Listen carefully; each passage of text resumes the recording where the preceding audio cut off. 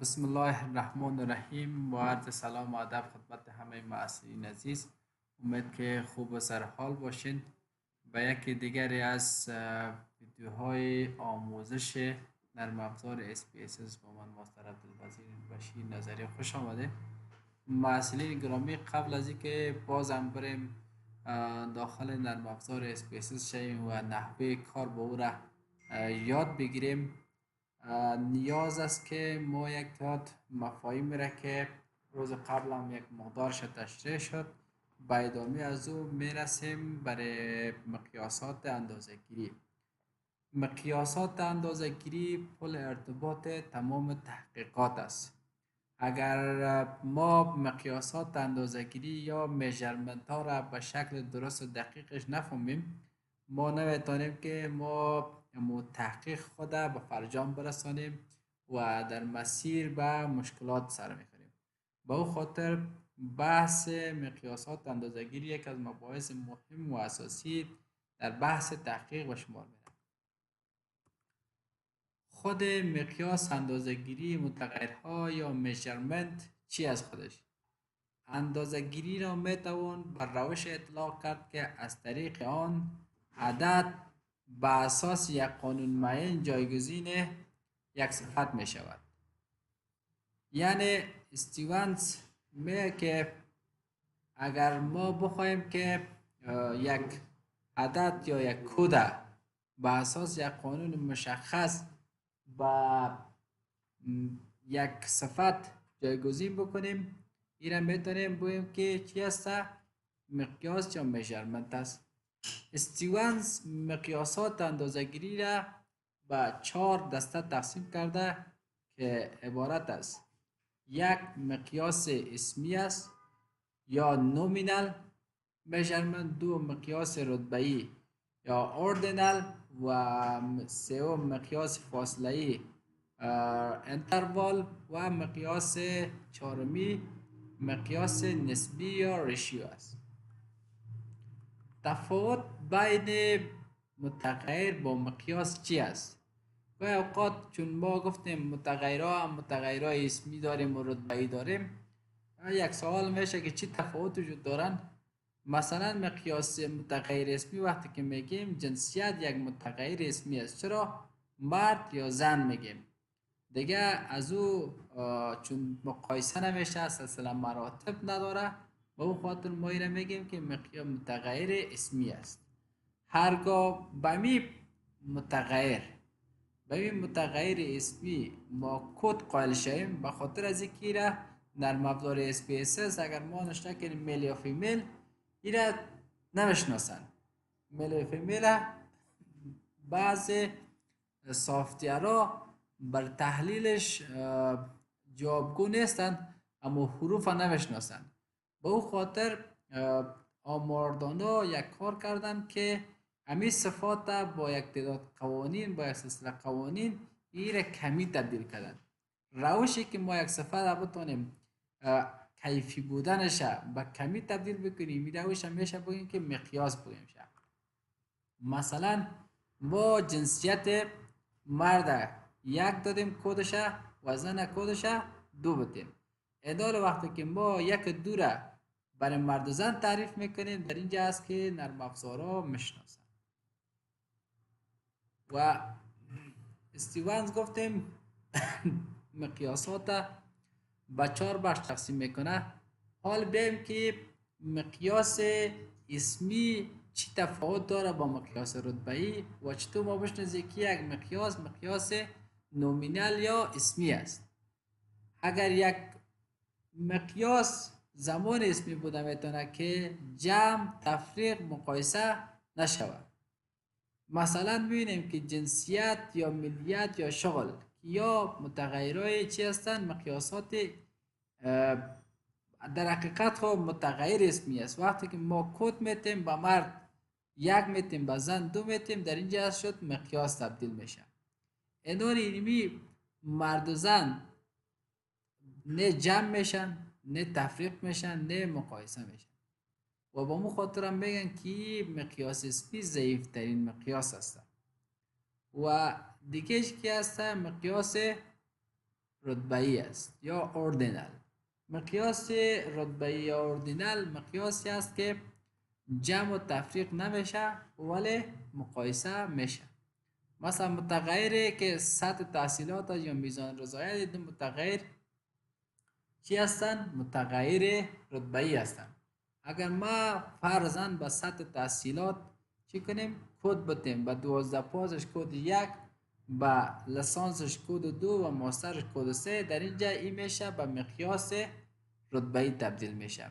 اما شکلی که ما نمیتونیم لسانس با مثلا با ماستر جمع کنیم باز بگیم دکتر میشه، به این شکل نمیتونیم که بگیم یا از دکتر که لسانس بروه باز 12 چی میمونه، از ماستر که لسانس بروه 12 پاس میمونه. این تفریق نمیشه ولی مقایسه میشه که بگیم که لسانس جایگاهش نظر به 12 پاس برتر است، به خاطر امتیاز بیشتر دارن، جایگاه بالاتر میگیرن. دیگه داریم مقیاس فاصله ای است. مقیاس فاصله ای یا انتروال مقیاسی است که جمع و تفریق میشن ولی مقایسه منطقی نمیشن. که یکی از اون مثالا چی هستد؟ درجه هوش است یا ضریب هوش و دیگه درجه حرارت است. ضریب هوش یا درجه حرارت فرضاً میبینیم که اگر از یک نفر ضریب هوشش 100 باشه و از ضریب هوش شخص دیگه 50 باشه، بعضیا میتونیم بگیم جمعش بکنیم 50 جمع 100 150 میشه و از 100 که 50 بره 50 میمونه. ولی ما هرگز مقایسه کرده نمیتونیم بگیم که این چی هسته؟ 100 ضریب هوش یک کسی که 100 هسته دو چند ضریب هوشی این شخصی که 50 است یا 50 نصف ضریب هوش شخص دیگر داره. ظاهرا میگیم چرا نمیشه، ولی اگر منطقا دقت بکنیم نمیتونیم ما مقایسه بکنیم به دلیل از اینکه او کسی که ضریب هوشش 100 است میتونه اختراعات داشته باشه، نوآوری و تنوع پیشرفت و ظرفیتش به مراتب بالا باشه، ولی کسی که 50 است نخواد که نصف از امورم اما استعداد هم ظرفیت داشته باشه. هیچ گاهی ما نمیتونیم اول نمره را با آخر نمره مقایسه بکنیم. یا مثلا نمیتونیم ضریب هوش یک نفر اگر 78.5 باشه و از یک کس از انشتین 150 است، این شخص بگه که ضریب هوش من نصف ضریب هوش انشتین است، چرا که انشتین ده ها و صدها اختراع داره ولی این شخص نصف او را اختراع نکرده. یا مثلا درجه حرارت. درجه حرارت یک متغیر فاصله ای است که فرضاً اگر درجه حرارت کابل 20 درجه باشه، درجه حرارت مزار 40 درجه، ما میتونیم بگیم که جمع میشن 20 جمع 40 60 یا از 40 که 20 بروه 20 درجه میمونه. ولی مقایسه کردن نمیتونیم. یکان مقوله های تحت لفظی معوانه است که میگیم که مثلا درجه حرارت مزار دو چند درجه حرارت کابل است، در حالی که اگر از نگاه ریاضیکی معادلات ما این مسئله را امتحان بکنیم واضح معلوم میشه که معادله خاصیت شبیه است که اگر در اطراف معادله به یک طرف جمع یا تفریق یا ضرب یا تقسیم یا مربع یا مکعبش بکنیم، اطراف دو طرف معادله را تغییر در دو طرف یکسان است. اینا رو ببینیم که اگر ما 1 درجه سانتیگراد به کابل اضافه بکنیم 20-21 شود و در مزار 40-41 شود، آیا تاثیر 1 درجه که ما در کابل اضافه کردیم یا اضافه شده با تاثیر 1 درجه که در مزار اضافه شده یکسان است؟ هرگز. خودتان میگین نیست، به خاطر که دوج شاید سبب تلف شدن اکثر منابع شود، مردم مریض شون و هفته و بزنشونه، ولی در کابل هیچ تغییری رونما نمیشه. و یک خصوصیت دیگه مقیاس فاصله ای است که صفر قراردادی است. یعنی مثلا 0 درجه سانتیگراد میگیم که آب یخ میزنه، در سیستم درجه در سیستم سلسیوس است و اگر این با سیستم فارنهایت ببریم 32 درجه فارنهایت میشه. به او خاطر صفر صفر قراردادی است. مقیاس دیگه ای که هست مقیاس نسبی یا رشیو است که مقیاس هم جمع میشه هم تفریق میشه هم مقایسه میشه و قوی ترین مقیاس است مثل اعداده که شما استفاده میکنین در ریاضیات و علوم که 20 اگر x1 20 باشه x2 40 باشه میتونیم جمعش هم بکنیم تفریقش هم بکنیم میتونیم بگیم که 40 نصف دو چنده 20 است و صفرش هم صفر واقعی است. صفرش هم صفر واقعی است. مثلا اگر جی دی پی افغانستان بگیم صفر است یا تولید ناخالص ملیش بگیم صفر است، شاید که تولید صورت نرفته باشه شرایط باران باشه یک واقعیت میشه که صفر باشه.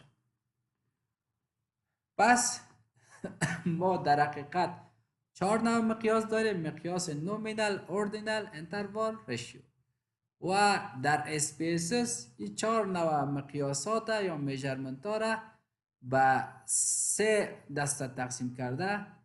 نومینالش نومینال معرفی است و اوردینالش اوردینال و فاصله و نسبی یا انتروال ریشیو را اردوش یک جای به نام چون به عدد را همیشن اردوشان با مو خاطر اردوشان به نام اسکیل مسما کرده. یک مقیاس دیگه هم داریم به نام مقیاس لیکرت است. خود مقیاس لیکرت چی است؟ عبارت از مقیاس است که برای هر یک متغیرها قیمت های از 1 تا 3 از 1 تا 5 7 9 11 داده میشه و این خود مقیاس لیکرت یک جامعه شناس امریکایی به نام رنسس لیکرت نامش بود و همی سیستم او طراحی کرد ممو خاطرم به نام مقیاس لیکرت مسماست که بسیار در بحث طراحی پرسشنامه ها و کار کردن با مقیاس لیکرت برای پیدا کردن مقیاسات خیلی پرکاربرد و با اهمیت است. مثلا رضایت شغلی را اگر پیدا بکنیم، رضایت از کار را پیدا بکنیم، رضایت از محیط کار را پیدا بکنیم، رضایت از همکاران، رضایت از ارتقا را میتونیم که از نمرات 1 تا 5 ما کدگذاری بکنیم و قیمت بدیم. دیگه بحث جمع‌آوری ارقام توسط پرسشنامه است، چرا که روش های جمع‌آوری ارقام ما وقتی که با نرم افزار اسپیسز کار میکنیم معمولا ما پرسشنامه ها را داخل نرم افزار اسپیسز میکنیم. با اولاس باید ما چی کنیم؟ اول ماهیت، خصوصیت، ویژگی خود پرسشنامه را بفهمیم و بعد از او نحوه طراحی پرسشنامه را بفهمیم و تعقیبش باز ما در معرفی پرسشنامه در نرم افزار اسپیسز در مشکل مواجه نمیشیم. به او خاطر در گام نخست میاییم باید بگوییم که انواع سوالات در پرسشنامه ها به دو نوع است.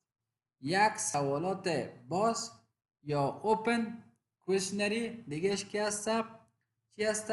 کلوز کوشنری یا سوالات بسته یاد میشه.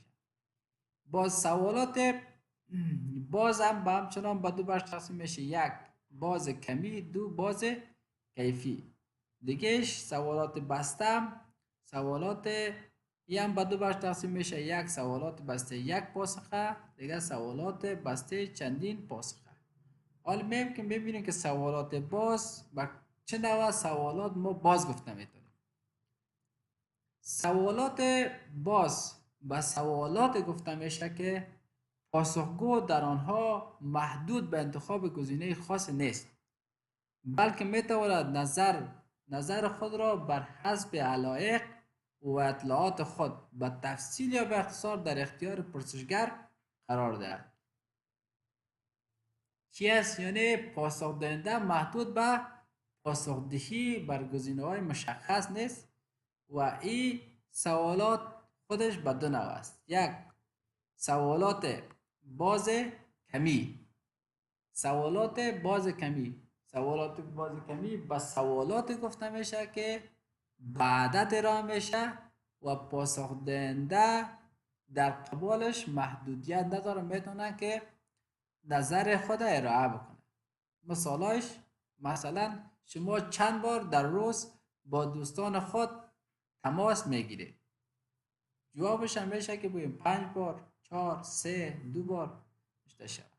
یا چند بار دوستان شما با شما تماس میگیرند؟ چه تعداد مسیج ها را به دیگران ارسال میکنید؟ چه تعداد مسیج ها با شما ارسال میشود؟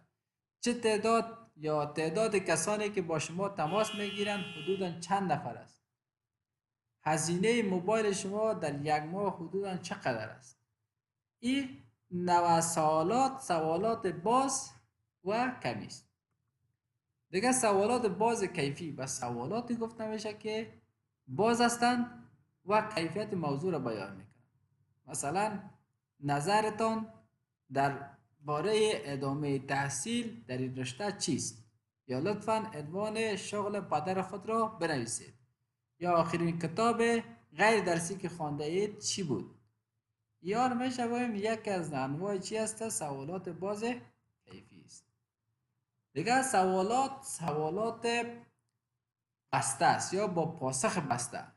سوالات بسته و سوالات گفته میشه که پاسخگو باید از میان گزینه‌های پیشنهادی محقق گزینه یا گزینه‌های مورد نظر خود را به عنوان پاسخ انتخاب کند و معمولا حق اظهار نظر در خارج از چارچوب پیشنهادی محقق ندارد. یعنی پاسخ دهنده باید گزینه‌هایی را که محقق آورده امو گزینه‌ها را انتخاب بکنه که این خودش به دو نوع است. بازم یک پاسخه، چندین پاسخه. سوالات دارای یک پاسخ یا تک پاسخی. سوالات تک پاسخی سوالاتی است که پاسخگو حق انتخاب یک گزینه را دارد. یعنی سوالاتی است که شما از یک گزینه بیشتر حق انتخاب ندارید. مثلا آیا شما موبایل دارید؟ بله یا خیر جوابش. یا جنسیت شما مرد یا زن؟ از او یک از این گزینه‌ها انتخاب میشه. سوالات دارای چند پاسخ یا چند پاسخه سوالات است که دارای چند گزینه است و محقق میتونه که پاسخگو میتونه چندین گزینه را انتخاب بکنه یا بیشتر از یک گزینه را انتخاب بکنه. سوالات چند پاسخه میگه. مثال، کدام یک از اعضای خانواده شما یا اعضای خانواده تان که نورش باقی مانده موبایل دارند؟ جوابش پدر، مادر، برادر، خواهر. یک کس میتونه که هر 4 گزینه را انتخاب بکنه. یک کس میگه پدر مادرم داره، برادر خواهرم نداره. پس میتونیم بگیم این سوالات چندین پاسخ است. یک نوع سوالات دیگه هم هست که زیر مجموعه می سوالات باز و بسته است، سوالات تعقیبی یاد میشن. که سوالات معمولا وقتی یک سوال طرح میشه به دنبالش باز در مطابقت با عین سوال با سوال بعدی طراحی میشه. مثالش، آیا کدام عضو خانواده شما در خارج زندگی میکند؟ اگر جواب بله بود، جواب اولش بله است یا خیر، که اختیار دارین که بله میگه یا نه خیر. سوال دوم چقسمه، در صورتی که جواب سوال اول بله باشد چند عضو خانواده شما در خارج زندگی میکند؟ در صورتی که جواب سوال اول بله باشد اعضای خانواده شما در خارج هستند در کدام کشورها زندگی میکنند؟ اگر ما نخیر انتخاب کنیم این سوال دوم سوم مربوط بر ما نمیشه دیگه. باید چی بکنیم؟ این سوالات را رها بکنیم. به او خاطر سوالات همه سوالات تعقیبی. دیگه یک نوع سوالات در پرسشنامه طراحی میشه، سوالات با تیپ لیکارت است طوری که قبلا هم گفتم براتون، لیکارت یکی از جامعه شناسای امریکایی بود که به نام رنسس لیکارت یاد میشد و این یک برای متغیرها کیفی باز یک تیف یا کودهای مشخصی را، نقطه های مشخصی را از 3 و 5 و 7 و 9 و 11 نقطه ها را تعیین کرد، حدود یا انتروال را تعیین کرده و به نام خود شخص به نام تیف لیکارت مسمی است که ما چی میکنیم؟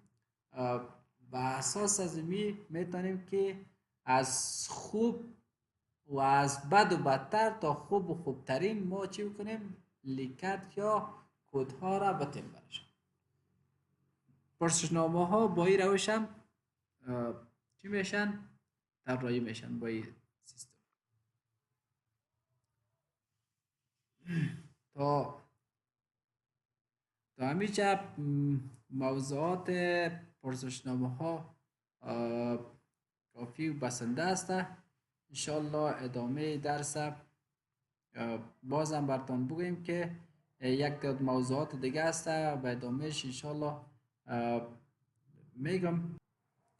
خب محصلین عزیز، یک دو بخش دیگه هم باقی مانده و دیرم اضافه کردم. بحث طرح و تنظیم پرسشنامه است، چرا که معمولا وقتی پرسشنامه درست و دقیق طراحی نشود منجر بر از این میشه که ما تحقیق ما به یک مسیری روانه شود که اصلا خواستارش نیستیم و به هدفی که میخواهیم برسیم نمیشه. به اون خاطر طرح و تنظیم پرسشنامه بسیار یک از موضوعات مهم در تحقیقات است. اولین گام در بحث از اینکه ما بخوایم پرسشنامه رو طراحی بکنیم معرفی خود پرسشنامه است. شما وقتی که پرسشنامه رو طراحی میکنید در قسمت بالاییش باید معرفی بکنید که پرسشنامه به چه خاطر است، یک موضوع تحقیقی است و یا کدام موضوع مرتبط به نوشتن پایان نامه است که محقق پاسخ دهنده ها در آینه او معرفی تان باز آماده پاسخدهی شود. و در پهلویش بحث از این است که سوالات نباید چنان زیاد باشه که پاسخ دهنده در نیمه راه خسته شود از پاسخدهی و سوالاتی که بسیار مهم است قرار است به تعقیبش بیاید و را سطحی جواب بده و حتی یا که جواب نده. اکثرا این اتفاقات رخ داده که پاسخ دهنده ها خصوصا در جامعه ما که مردم به اهمیت و ماهیت تحقیق اطلاع نیستند، باید در طراحی پرسشنامه حجم پرسشنامه ها را ما چی کنیم؟ در نظر بگیریم که بسیار زیاد نباشد. دوم بحث به این است که وقتی سوالات در پرسشنامه طراحی میشه نوع سوالات باید در نظر گرفته شود. سوالات باشه که عقیده شخصه یا سوالات باشه که فرد درباره از او مطلع باشه، اطلاعات داشته باشه، نه سوالات باشه که از گذشته های دور سوال شود که اصلا اطلاعات وجود نداشته باشه و او مبهم باقی بانه. و یا سوالا باید یک تسلسل منطقی داشته باشند، با منطق طراحی شوند و دیگه که سوالات باید به اساس هدف تحقیق تنظیم شود، نه به اساس ایده شخصی خود محقق، بلکه هدف تحقیق چی است به اساس از مو طراحی شود و سعی شود که سوالات طبقه بندی شده باشه، هر بخش مربوطه در اون بخش های جایگزین شود و دیگه پرسشنامه باید ارقام مورد نیاز محقق را فراهم بکنه، از سوالهای مبهم پرهیز شود، سوالات باید روشن باشه، دقیق و بدون ابهام ارائه شود، از سوالایی که پاسخگو را با پاسخ خاص هدایت میکند باید اجتناب گردد، از ارائه سوالات تا حد سوالات منفی تا حد امکان اجتناب شود، از بیان سوالاتی که پاسخ دهنده را دچار حساسیت کرده و در او ایجاد دلسردی و در او ایجاد دلسردی برای پاسخگویی کند پرهیز کرده. باید سوال شود که او را آماده پاسخدهی کنند، نه که او را دل سرد بسازید. در دستورالعمل باید چگونه پاسخ دادن به سوالات برای پاسخ دهنده تشریح شود که این مثلا فلیکر چی است، کدام کودها را گذاشته میشه، چه قسم پیش بروند، یا در دستورالعمل ها تشریح داده شود. بس مزایای پرسشنامه یک مزیتشی است که سبب صرفه‌جویی وقت است، دیگه سبب صرفه‌جویی در مصارف است و دیگه نیاز نیست که ما نظر مصاحبه کننده را بگیریم و که این سبب شود که کیفیت معلومات ما را خلل وارد بکنه. به او خاطر سوالات مشخصی باشه، دیگه سادگی طبقه بندی و تجزیه و تحلیل خودی پرسشنامه است و دقت بیشتر پاسخها با واسطه پوشیده بودن هویت پاسخ دهندگان. این یکی از مزایای پرسشنامه است. معایب پرسشنامه چی است؟ یک از معایبش کتمان واقعیت توسط پاسخگو است. دیگه این روش برای مطالعات عمیق و ریشه‌یابی در مورد خاص کارآمد نیست. عدم استفاده برای افراد بیسواد، در نکردن مفهوم بعض سوالات از پاسخ دهنده ها و کاهش فیصدی پاسخ ها. عده‌ای نمیتوان شرکت کنند، تحلیل سوالات بی پاسخ مشکل است. این معایب پرسشنامه ها بود که در باره انواع پرسشنامه، سوالات در پرسشنامه ها و مزایا و معایبش صحبت شد. انشالله که سبب برازی باشه که شما بتونید پرسشنامه هایتان به شکل دقیق و درست طراحی بکنید. تا درس بعد، تا موضوعات جدید و آغاز اولین درس خود نرم افزار اسپیسس شما را به خداوند کریم و رحیم میسپارم. الله حافظ و نگهدارتان.